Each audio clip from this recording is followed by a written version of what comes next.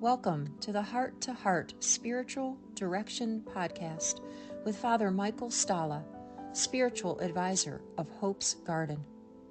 At Hope's Garden, it is all about the heart of Christ the Bridegroom, and how His love is healing our hearts, marriages, and families.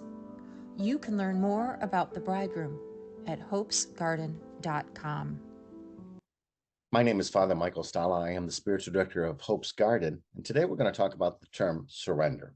Now, in military terms, we think of surrender as you put up your hands, and the enemy now has the right to tell you what to do, that you're not going to attack them, that you are their prisoner. But when we surrender over to God, it's very different, a different kind of surrender. It's much more like, Lord, there is a lot of things that I am not in control of. We don't like not being in control. We like to have a very strong sense of I'm in charge of my life. I'm in charge of the people and the things that happen to me. I'm even in charge of the way that people treat me. And to a certain extent, there is a truth to that. This is kind of what makes us an advanced civilization. We don't just sit around under a mango tree and hope that the piece of fruit falls into my hand. No, we develop orchards and houses and processes of food and the entire industry of life. So we, by our nature, are designed to take dominion over creation. And we have done so excellently to the point that I can now stream this over the internet so that you have access to this talk. Spectacular what we've been able to do. But because of the abilities that we have, we often have a sense of control of absolutely everything. There are times in which we don't have control, and I just have to let God do it. If I try to hold on to control of things that I don't have any right to control or no capability of controlling, it fills me with anxiety. It makes me get sometimes aggressive with the people around me, maybe even angry at God because things are not working out the way I want. We set expectations. We think this plus this plus this is going to lead to the conclusion I want. And when it doesn't, we get very upset. We want to force fit. No, that can't be that way. It has to be this way. And we're constantly fighting ourselves and the people around us to try to get the results that we were aiming for. And of course, that is a very anxious life. You can see a person would be kind of miserable doing that all the time. When we finally get to this mature stage of our life that we start to realize I can't control everything and I have wasted a great deal of energy, I want to surrender to God. Well, on the one hand, it doesn't mean I'm no longer in charge of anything in my life. We are still responsible for the things that we eat and how much sleep you get at night and those kind of things. You are still responsible, but you're not responsible for everything. So you almost have to name what is it that I'm surrendering to. So a big one to surrender to is I don't need to change this person out there. So there's a person in your life that's not behaving the way, not treating you the way that you want them to, or treating themselves, or treating people around them. You can offer advice. You can pray for them, but you can't control them. And you can find a lot of the anxiety that creeps in as I'm trying to control them. I want them to do what I want them to do without a respect for the autonomy that they have. I want you to remember, God could do that. God could have made us little pawns and just robotically do whatever he asks us to do. But God, out of deep respect for our free will, does not do that, even when we're going to choose very poorly. And at some point, you have to let people choose poorly. Now, we're not talking about hurting themselves. You want to protect them from themselves if they get to the point of a mental illness, of course, or somebody who's getting older or a child. You want to keep them as safe as possible.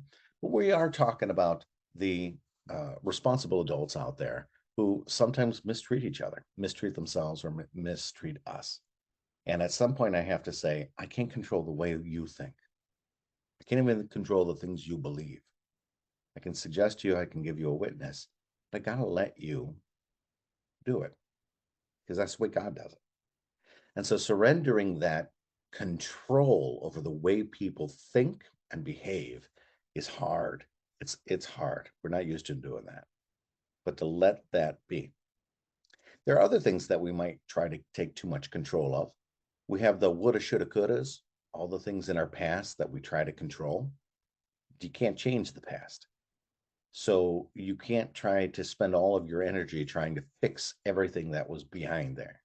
Or the things that are coming up that we have all kinds of anxiety about. But what if this happens? But what if this happens? But what if this happens? Look, what if a meteorite comes and the world's over? We don't have control over those things. Our nature is to want to control past, present, and future. But there are only some things you can actually control. There was that song, Don't Worry, Be Happy. And it gave a bunch of bad advice, like, oh, can't pay the rent. Don't worry, be happy. No, that's the time you should say, that's my responsibility. I got to figure out what I need to do and make it happen. However, if we're so worried about every possible thing coming up in the future, even things that are sometimes very remote chance of happening, you're just going to make yourself sick with worry. So the surrendering to God is to say, these are the things that I am responsible for. These are the things I got to stop being responsible for. This is in your realm, God. I let you decide this. And so what will tomorrow bring? Well, maybe tomorrow I'll be sick. And if I am, I'll handle it with your grace, Lord. Maybe tomorrow I'll be healthy. And if I am, I'll handle it the way you want me to.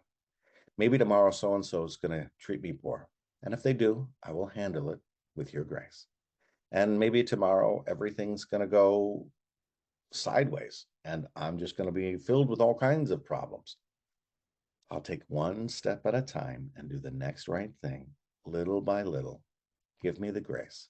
But I don't want to spend all my time and energy worrying about all the potentials of the future. I surrender to you, God, the things that I cannot control, the things that are not my business to control, the things that simply fill me with anxiety. Jesus would say, worry is useless. Now, that's true. There's a lot of worry in our life that really has no purpose. He's specifically talking about the kind of worry that isn't preparing for a speech you have to give or trying to make sure that there's retirement funds in the account. He's talking about the things you can't control, that have no ability to control. And then therefore you say, all right, well, let me just do my part. Let God be God, and I will be his servant.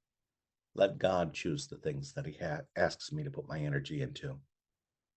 And that's what I'll put my energy into. And anything outside of that, I have to surrender to you, Lord. I give you my life. I give you my controls. I give you my false sense of security that I try to make everything according to my expectations.